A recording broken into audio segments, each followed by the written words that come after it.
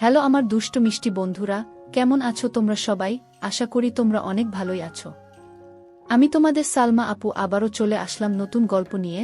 আজকের গল্পটি শুনলে তোমাদের দাঁড়িয়ে যাবে, তাই গল্পটি শোনার আগে অবশ্যই হেডফোন ব্যবহার করো। আমি চোখ খুলে দেখি বাবা কি যেন করার চেষ্টা করছে। আমি বললাম, বাবা আপনি এসব কি করছেন? আমি আপনার মেয়ে। বাবা বললেন, চুপ, একদম চুপ, কোনো কথা বলবি না। আমি যা করছি তা করতে দে। আর কে তোর বাবা? আমি তোর বাবা নই, আমি তোর বয়ফ্রেন্ড। তোর সাথে রোমান্স করার আমার অনেক দিনের শখ। তোর এই পাগল করা রূপ দেখলে আমি কেমন যেন হয়ে যাই। এরপর বাবা আমাকে কিসের যেন ঘ্রাণ নিতে বলল। আমি এই জিনিসটার ঘ্রাণ নেওয়ার সাথে সাথে আর কিছু বলতে পারি না। শুধু এইটুকুই জানি আমাকে বাবা যা বলেছে আমি তাই করছি। একটু পর বাবা আমাকে বলল, মেহেরিন তুমি এখানে ঘুমাও। আমি তার কথা মতো তার এখানেই ঘুমিয়ে পড়লাম। তারপর বাবা আমার সাথে যা করলো তা শুনলে আমি গ্যারান্টি দিয়ে বলতে পারি তোমাদের দাঁড়িয়ে যাবে। তাই ভিডিওটা শুরু থেকে শেষ পর্যন্ত দেখার অনুরোধ রইল। তাহলে কথা না বাড়িয়ে এবার সরাসরি ঘটনায় চলে যাই। আমার নাম মেহেরিন, বয়স 17। দেখতে বেশ সুন্দরী, লাবণ্যময়ী। তবে অনেকে আমাকে আবেদন হয়েছে বলে, আর আমার চোখে নাকি মায়া আছে। আমার এক বান্ধবী আমাকে প্রায় কথাটা বলতো। আমার উচ্চতা 5 ফুট 4 ইঞ্চি। আমি ক্লাস 9-এ পড়ি। আমার বাবা একটি সরকারি চাকরি করে। আমার বাবার আগের পোস্টিং ছিল সাতক্ষীরাতে, কিন্তু গত 1 মাস হলো চাকরি বদলি হয়ে গেছে যশোরে। যার কারণে বাবা মা এবং আমার এক ভাই, যার বয়স 2 বছর, সবাইকে নিয়ে যশোরে চলে এসেছে। আমাকে যশোরের একটি স্কুলে ভর্তি করে দিয়েছে। আমি প্রতিদিন নিয়মিত ক্লাস করি। আমি আর আমার ছোট ভাই থাকতাম এক রুমে, আর মা বাবা থাকতো অন্য এক রুমে। তবে আমার আর মা বাবা যে রুমে থাকতো, আমি তার পাশের রুমে থাকতাম। আমার ক্লাসের এবং প্রাইভেটের প্রচুর চাপ ছিল। অন্যান্য দিন আমি রাত 10টা পর্যন্ত পড়ালেখা করে ঘুমিয়ে যেতাম, কিন্তু পড়ার বেশি চাপ বিদায় আমি ভাবলাম আজ রাত 12টা পর্যন্ত পড়ব। তাই আমি মনোযোগ দিয়ে পড়ালেখা করছিলাম। আর আমার ছোট ভাই ঘুমিয়ে পড়েছিল। আমি পড়তে পড়তে হঠাৎ একটি কিসের যেন শব্দ শুনতে পেলাম। লক্ষ্য করে দেখলাম আমার মা বাবা রুম থেকে শব্দটি আসছে। কিসের যেন গোমানির মতো। আমি একটু অবাক হলাম। এরকম অবাক করার শব্দ শুনে আমি কিছুটা ভয় পেলাম। আর মনে মনে ভাবতে লাগলাম, বাবা মায়ের রুম থেকে তো কখনো এমন শব্দ আসে না। তাহলে বাবা মা রুমে কি হচ্ছে? তারপর আমি ভয়ে আমার ছোট ভাইকে ধরে নাকে মুখে কাঁথা দিয়ে শুয়ে পড়লাম। একটু পর আমি ঘুমিয়ে পড়লাম। সকালে ঘুম থেকে উঠে দেখি বাবা বিছানায় নাই। মায়ের রুমে গিয়ে দেখি বিছানা এলোমেলো হয়ে আছে। মনে হচ্ছে রাতে কেউই রুমের মধ্যে মারামারি করছে। তারপর আমি জানালার পাশে চেয়ে দেখি কিসের যেন দাগ। আমি এসব দেখে আমার নিজের খুব ভয় লেগে গেল। কিন্তু আমি ভয়ে বাবা মায়ের কাছে কিছু বলিনি। আর আমি যদি বলি যে বাবা মা রাতে তোমাদের রুমে কিসের শব্দ শোনা গিয়েছিল, তাহলে হয়তোবা আমার বাবা মা আমাকে খারাপ কিছু বলবে। তাই আমি আমার বাবা মাকে কিছু বলিনি। পরের দিন আমি খুব সকাল সকাল স্কুলে চলে গেলাম। স্কুলে যাওয়ার সময় আমি বুঝতে পারলাম কেউ যেন আমাকে ফলো করছে। পিছন দিকে চেয়ে দেখি কেউ নেই। আমি তখন চমকে গেলাম।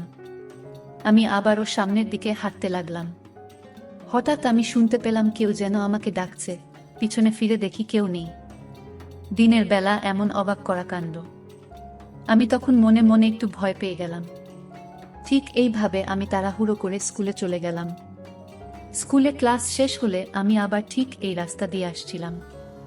আবারও আমি অনুভব করলাম কিসের যেন পায়ের শব্দ আমার পিছনে। আর আমার যেন মনে হলো কেউ আমাকে পিছন থেকে আক্রমণ করবে।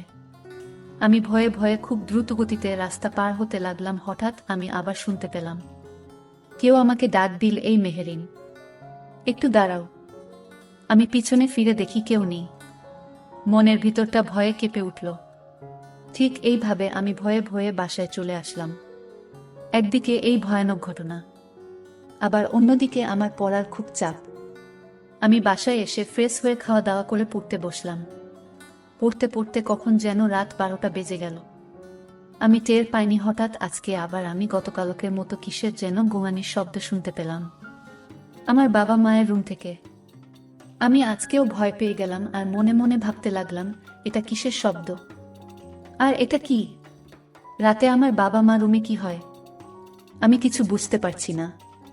আবার মাঝে মাঝে নিজের মনকে সান্ত্বনা দিই, হয়তো বাবা মা ওই রুমে কাজ করে আর কাজের শব্দ এরকম হয়। এভাবে ভয়ে ভয়ে আমি প্রায় 1 মাস চলে গেল। রাতে কোনোদিন আমার ভালো ঘুম হয় না। এদিকে আমার সামনে পরীক্ষা, আর আমার এই ভয়ানক কাণ্ড দেখতে দেখতে আমার রাতে ঘুম যেন হারাম হয়ে গেছে। মনে মনে ভাবলাম, আমার বাবা মা রুমে রাতে কি হয় তা আমাকে জানতে হবে। এর আগে তো যখন আমরা সাতক্ষীরা থাকতাম তখন তো এমন হতো না। আমি মনে মনে ভাবলাম এর রহস্য আমাকে জানতে হবে। কিন্তু কিভাবে জানা যায় চিন্তা করতে লাগলাম, আর আমার মোবাইলে ফেসবুক দেখতে লাগলাম। হঠাৎ করে মোবাইলের একটি বিজ্ঞাপন দেখলাম যে ছোট বলো তো তুমি ক্যামেরা, যে ক্যামেরা দ্বারা এক রুম থেকে অন্য রুমে কি হয় না হয় সব আমি আমার রুম থেকে দেখতে পারবো। তবে শর্ত হচ্ছে যে রুমে ক্যামেরাটা রাখবো সেই রুমে লাইটের আলো থাকতে হবে। কিন্তু বাবা মা তো ঘুমানোর সময় লাইট অফ করে ঘুমন। তাহলে এখন আমি কি করে এর রহস্য জানব? চিন্তা করতে করতে মাথায় একটি বুদ্ধি এলো। পরের দিন আমি বাবা মাকে বললাম, আমার আজ ভালো লাগছে না মা, আজকে আমি স্কুলে যাব না। মা বলল, ঠিক আছে, তাহলে তুই ঘুমিয়ে থাক। তোর বাবা অফিসে চলে গেছে, আর তোর ভাইয়ের জন্য কিছু কেনাকাটা করব মার্কেট থেকে, আমি আসি। দরজা লাগিয়ে ঘুমিয়ে পড়। তারপর আমি আমার এক ক্লাসমেটকে ফোন দিলাম। আমার ক্লাসম্যান, আবার বেস্ট ফ্রেন্ডও বলতে পারেন। সে সকল বিষয়ে মোটামুটিভাবে আমাকে হেল্প করে। আমি বললাম, সিয়াম, আমাদের বাসায় হঠাৎ করে লাইট জ্বলছে না। তুমি একটি ইলেকট্রিশিয়ানকে নিয়ে কি আমাদের বাসায় একটু এখন আসতে পারবে? দেখুন, আমার পড়ালেখার অনেক চাপ। লাইট জ্বললে আমি পড়ব কি করে? আমি তখন বুদ্ধি করে আমার বাবা মা রুমের লাইটের একটা তার ছিঁড়ে রাখলাম, যাতে সিয়াম আমাকে মিথ্যাবাদী না ভাবতে পারে। কিছুক্ষণ পর সিয়াম একজন ইলেকট্রিশিয়ানকে নিয়ে আমাদের বাসায় হাজির হলো। আমি সিয়ামকে বললাম, দেখো তো আমাদের এই রুমের লাইট কি হয়েছে, লাইটটা জ্বলছে না কেন? ইলেকট্রিশিয়ান চেক করে দেখে তারগুলো ছিঁড়া। ইলেকট্রিশিয়ান বলল, ম্যাডাম, রুমের তার ছাড়া, যে কারণে লাইটটা জ্বলে নাই। আমি বললাম, আচ্ছা ঠিক আছে, তাহলে এটা ঠিক করে দিন। আর বললাম, ভাইয়া আমার আরেকটি কাজ করে দিবেন। ইলেকট্রিশিয়ান বলল, কি কাজ আপা? আমি বললাম, এই লাইটটা আরেকটি অন অফ সুইচ আমার এই রুমে লাগবে। আপনি কি আমাকে একটা সুইচ লাগিয়ে দিতে পারবেন? সে বলল, ঠিক আছে, আমি লাগিয়ে দিচ্ছি। তারপর তারা আমার কাজ শেষ করে চলে গেল। পরের দিন আমি অনলাইন থেকে সেই মিনি ক্যামেরা অর্ডার দিই। কিছুক্ষণ পরেই ডেলিভারি ম্যান আমাকে সেই মিনি ক্যামেরাটা এসে দিয়ে যায়।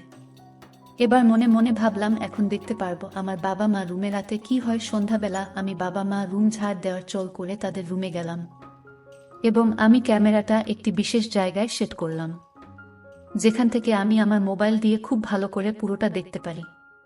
ক্যামেরাটা খুব সুন্দরভাবে সেট করে আমি আমার রুমে চলে আসি। একটু পর আমার বাবা মা দুজনেই বাসায় আসে। আমিও ফ্রেশ হয়ে খাওয়া দাওয়া করে আমার রুমে পড়তে বসলাম, আর অপেক্ষা করতে লাগলাম কখন রাত 12 বাজে। এদিকে বাবা মা তাদের রুমে শুয়ে পড়েছে। তারা তাদের রুমে বাতি নেভাতে চায়, কিন্তু বাতি আর নিবে না, কারণ আমি এই বাতির অন অফ সুইচ আমার এখানে নিয়ে এসেছি। তারপর বাবা মা বাকি অন রেখে তারা শুয়ে পড়ে। রাত যখন 12টা বাজে, তখন আমি আমার মোবাইলের সিসি ক্যামেরাটা অন করি। একটু পর আমি দেখতে পাই বাবা মা রুমের জানালা দিয়ে কি যেন একটি আসছে। জানালা দিয়ে ঢোকার সময় সাদা কাপড় পরা খুব ছোট আকৃতির ছিল, কিন্তু আমি দেখতে পেলাম রুমের ভিতরে ঢুকেই লোকটা মানুষের মতো বড় হয়ে গেল। এমন জিনিস দেখে আমার শরীর তার সাথে সাথে ঘেমে গেল। তারপরেও আমি সাহসের সাথে তা দেখতে লাগলাম এবং ভাবলাম, দেখি শেষ পর্যন্ত কি হয়। ওমা, একটু পর দেখি এই লোকটা বাবাকে নাকি মুখে কি যেন একটা দিল। সাথে সাথে বাবা মনে হয় অজ্ঞান হয়ে পড়ল। তারপরেই লোকটা মায়ের সাথে খুব খারাপ ব্যবহার করল। মায়ের সাথে এসব দেখতে আমার খুব খারাপ লাগছিল। তারপর ভাবলাম, দেখি শেষ পর্যন্ত কি হয়। তারপরেই লোকটা মায়ের সাথে প্রায় 3 ঘন্টা নোংরামি করার পর লোকটা আকৃতি আবার ছোট হয়ে গেল এবং সে জানালার ফাঁক দিয়ে চলে গেল। বিষয়টা দেখে আমি একদিকে ভয় পেলাম, আবার অন্যদিকে ভাবলাম, ওকে যে কিনা প্রত্যেকদিন বাবা মা রুমে ঢুকে মায়ের সাথে বাজে আচরণ করে, অথচ বাবা অজ্ঞান হয়ে পড়ে থাকে। ভাবতে ভাবতে সকাল হয়ে গেল। সকালে উঠে আমি স্কুলে চলে গেলাম, কিন্তু স্কুলে যাওয়ার সময় কেন জানি আমার মনে হয় আমার পিছনে কেউ হাঁটছে। এইভাবে আমি স্কুল থেকে চলে আসলাম। আজকে আর সিসি ক্যামেরা অন করিনি, কারণ মায়ের এই অবস্থা দেখতে আমার ভালো লাগে না। পড়তে পড়তে আজকে আমি সকাল সকাল একটু আগে ঘুমিয়ে পড়লাম, কিন্তু রাত যখন 12 বাজে তখন আমি লক্ষ্য করলাম কেউ যেন আমার সাথে খারাপ আচরণ করার চেষ্টা করছে। তখন আমি চোখ খুলে দেখি বাবা আমার সাথে ওইসব আচরণ করার চেষ্টা করছে। আমি বললাম, বাবা, আপনি আমার সাথে কি করছেন? আমি আপনার মেয়ে। বাবা আমাকে বললেন, চুপ, আমি যা করছি তা করতে দেয়। কে তোর বাবা? আমি তোর বাবা না, আমি তোর বয়ফ্রেন্ড। তোর সাথে রোমান্স করার আমার অনেক দিনের শখ। তো এই পাগল করা রূপ দেখলে আমি কেমন যেন হয়ে যায়। তারপর বাবা আমাকে কিসের যেন ঘ্রাণ নিতে বলল। আমি এই জিনিসটার ঘ্রাণ নেওয়ার সাথে সাথে আর কিছু বলতে পারি না। শুধু এইটুকুই জানি আমাকে বাবা যা যা বলছে আমি তাই তাই করছি। একটু পর বাবা আমাকে বলল, মেহেরিন, তুমি এখানে ঘুমাও। আমি তার কথা মতো ঘুমিয়ে পড়লাম। তারপর বাবা আমার সাথে প্রায় 1 ঘন্টা পর্যন্ত খুব খারাপ আচরণ করল। আমি বাবা এই সব অত্যাচার নির্বেশ সহ্য করলাম। তারপর সকাল হলো। আমি বাবাকে দেখে আর কথা বলি না। একটু পর বাবা আমাকে বলল, মেহেরিন, এদিকে আসো। আমি বললাম, না বাবা, তোমার কাছে আমি আর যাব না। বাবা বলল, কেন মাম্মি? আমি কি করেছি? আমি বললাম, বাবা, তুমি রাতে আমার সাথে খুব বাজে আচরণ করেছ। আমি তোমাকে অনেক ঘৃণা করি বাবা। বাবা বলল, কি বলছিস মা? আমি কখন তোর সাথে খারাপ আচরণ করলাম? তোর কথা তো আমি কিছুই বুঝতেছি না। আমি বললাম, কেন বাবা, তুমি আমার সাথে রাতে বাজে ব্যবহার করো নাই? বাবা বলল, না মাম্মি, আমি তো সারা রাত বেদম ঘুমেছিলাম। আমি আবার তোর রুমে গেলাম কখন? বাবার কথা শুনে আমি অবাক। তাহলে কি আমার সাথে এই রকম করলো? কিন্তু আমি তো স্পষ্ট বাবাকে দেখতে পেলাম। বাবা আমার মুখ থেকে এমন অবাক করা কথা শুনে বাবার মনটা খারাপ হয়ে গেল। এইভাবে 1 সপ্তাহ পর্যন্ত আমি লক্ষ্য করলাম বাবা প্রতিদিন রাতে আমার রুমে আসে আর আমার সাথে খুব বাজে আচরণ করে। আর আমি প্রত্যেক দিন বাবাকে দিনের বেলা এই সব বলি। বলার পর দেখি বাবার মন খারাপ হয়ে যায়। ঘটনার রহস্য জানার জন্য পরের দিন রাতে বাবা আমার রুমের খাটের তলায় লুকিয়ে রইল। কিন্তু আমি জানি না, রাত যখন 12টা বাজলো তখন আবারও সেই লোকটা বাবার ছদ্মবেশে আসলো। আমার সাথে তখন খারাপ আচরণ করে জানালা দিয়ে চলে যায়। বাবা তখন বুঝতে পারে এটা কোনো মানুষ না, এটা নিশ্চয়ই কোনো খারাপ আত্মা, যে আমার রূপ ধারণ করে আমার মেয়ের সাথে খারাপ করে বেড়ায়। সকালে ঘুম থেকে উঠে বাবা পুরো বিষয়টা আমাকে খুলে বলল। তখন ভয়ে আমার গা কেঁপে উঠল। আমি ভাবলাম, তাহলে যে লোকটা মায়ের সাথে খারাপ করে বেড়াতো, এবার কি সেই লোকটা আমার সাথে এসব করছে? ভাবতে ভাবতে আমি যেন পাগল হয়ে যাচ্ছি। তারপর আমিও বাবাকে তাদের ঘরের ভিতর প্রতিদিন যে শব্দ হতো তা খুলে বললাম। সম্পূর্ণ শ্রবণ করার পর বাবা খুবই বিস্মিত হয়ে ভাবতে লাগলো। তারপর বাবা কিছুক্ষণ ভাবার পর আমাকে বলল, মারে, চলো আমরা এক জায়গায় যাব। আমি বললাম, বাবা, কোথায়?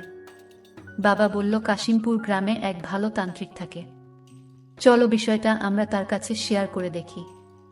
আমি বললাম, আচ্ছা ঠিক আছে বাবা। আমি রেডি হয়ে বাবার সাথে চলে গেলাম তান্ত্রিকের কাছে। তান্ত্রিক আমাকে খুব ভালোভাবে চেক করলো এবং বাবাকে বলল, এই জয়নাল তোর মেয়ের উপর এক দুষ্ট আত্মা ভর করেছে। সে তোর বউয়ের সাথে আগে এই আচরণ করত, তারপর তোর মেয়েকে দেখে ফেলায় এখন তোর মেয়ের সাথে এসব করে বেড়াচ্ছে। আর শোন, এই দুষ্টু আত্মাটা অনেক দিন ধরে মেয়ের পিছু নিচ্ছে, কিন্তু তোর মেয়েকে গ্রাস করতে পারে না, কারণ তোর মেয়ে এতদিন ছিল সুধা। আর যেদিন এই দুষ্টু আত্মা তোর বউয়ের সাথে এসব করে, সেদিন তোর মেয়ে তা দেখে ফেলেন, যার ফলে তোর মেয়ে অশুদ্ধ হয়ে যায়। আর এই দুষ্ট আত্মা তোর মেয়ের সাথে এই রকম বাজে কাজ করার সুযোগ পেয়ে যায়, কারণ এই দুষ্টু আত্মা কোনো সুধা মেয়ের সাথে এসব করার ক্ষমতা নেই। আমার বাবা তখন তান্ত্রিক মশাইকে বলল, তান্ত্রিক বাবা, এখন কি করা যায়? তান্ত্রিক বাবা বলল, একটা বড় যজ্ঞ করতে হবে, আর এর জন্য তোর মেয়েকে একটি কঠিন কাজ করতে হবে। যদি তোর মেয়ে এই কাজটি করতে পারে, তাহলে তোর মেয়ে এই অশুভ আত্মার হাত থেকে রক্ষা পাবে। তখন তান্ত্রিক বাবা আমাকে বলল, শোনো মেহেরিন, শনিবার রাত 12টার সময় তোমাদের বাড়ির পাশে ঝাউবনে একটি শ্মশান আছে। সেখানে গতকাল একজন লোককে পোড়ানো হয়েছে। তোমার কাজ হলো তুমি সেখান থেকে আমি যা শিখিয়ে দিচ্ছি তা বলে এই পুরানো লাশের একটি হাড় তোমাকে আনতে হবে। তবে হাড় সংগ্রহ করে যখন তুমি নিয়ে আসবে তখন পিছন থেকে তোমাকেই আত্মা ধাওয়া করবে, কিন্তু তোমাকে কিছুই করতে পারবে না, কারণ আমার পূর্ণ নজর তোমার উপরে থাকবে। তবে নিয়ে আসার সময় কোনোভাবেই পিছনে ফিরে তাকাতে পারবে না। আর একটি কথা মনে রাখবে, হাড়টি আনার সময় অবশ্যই তোমার একা যেতে হবে। এখানে যদি কোনো চালাকি করো তাহলে তোমাদের বড় ক্ষতি হয়ে যাবে। এবার বলো মেহেরিন, তুমি এই কাজটি করতে পারবে? যদি করতে পারো তাহলে কেবল তোমার এবং তোমার মায়ের কাছ থেকে এই দুষ্ট আত্মাটি সরিয়ে ফেলা সম্ভব। আমি বললাম, তান্ত্রিক মশাই, আমার যত কষ্টই হোক না কেন আমাকে কাজটি করতে হবে, কারণ এই দুষ্টু আত্মা আমার আর আমার মায়ের জীবনটাকে অতিষ্ঠ করে ফেলেছে।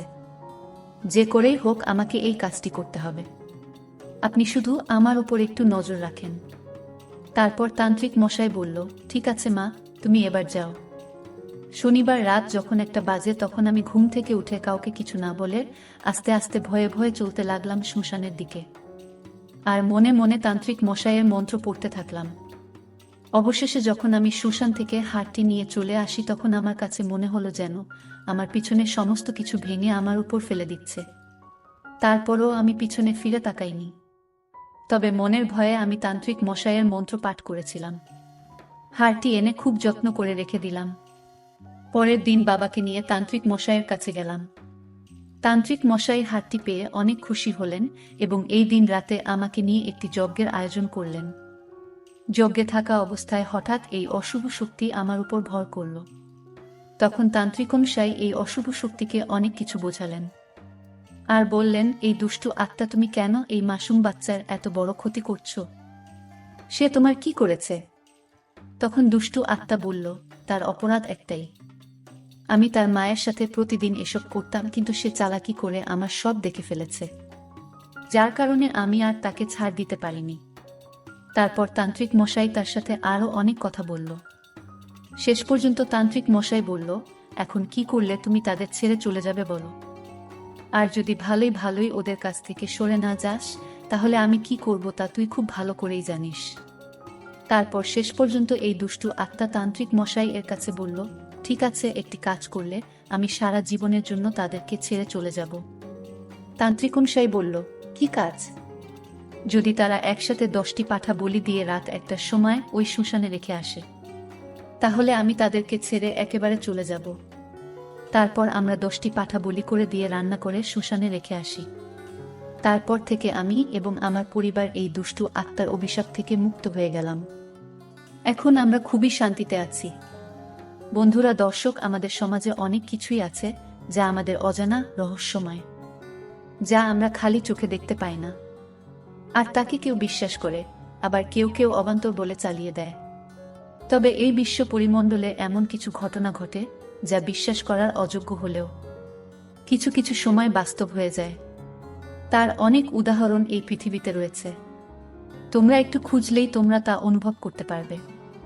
ভিডিওটি যদি ভালো লাগে তাহলে একটি লাইক দিন, আর তোমরা যদি এরকম ধরনের মজার ভিডিও পেতে চাও তাহলে দয়া করে আমার সামিয়া ব্লগ চ্যানেলটি সাবস্ক্রাইব করো। সবশেষে তোমাদের সকলের দোয়া কামনা করি, আর ধৈর্য ধরে ভিডিওটি দেখার জন্য তোমাদের সকলকে অনেক অনেক ধন্যবাদ।